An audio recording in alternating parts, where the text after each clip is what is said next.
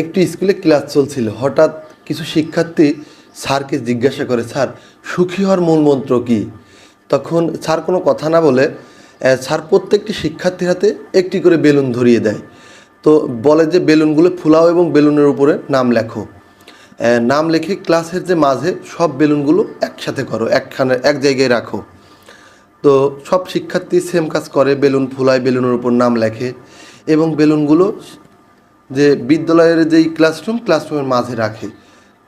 Sir বলে, এবার তোমরা সবাই একসাথে গিয়ে বেলুনগুলো, যার যার বেলুন সেই খুঁজে বের করো। আসলে তখন সবাই বেলুনগুলো খুঁজে বের করতে যায়।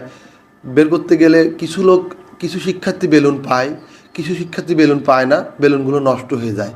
স্যার একই কাজ আবারও শিক্ষার্থীদের করতে বলে, প্রত্যেকের হাতে বেলুন দেয়, একটি করে বেলুন দেয় এবং বেলুনের উপরে নাম লিখতে বলে এবং বেলুনগুলো ক্লাসরুমের মাঝে রাখতে বলে। এবং তোমরা এবার বেলুনগুলো ব্যতিক্রমভাবে খুঁজবে। কিভাবে?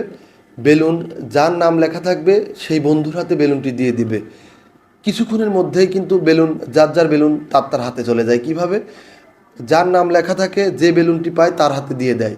সেম কাজ যদি আমরা করি, একে অপরের সহযোগিতা করি, সহযোগী হই, তাহলে কিন্তু সুখ খুঁজে পাওয়া খুবই সহজ।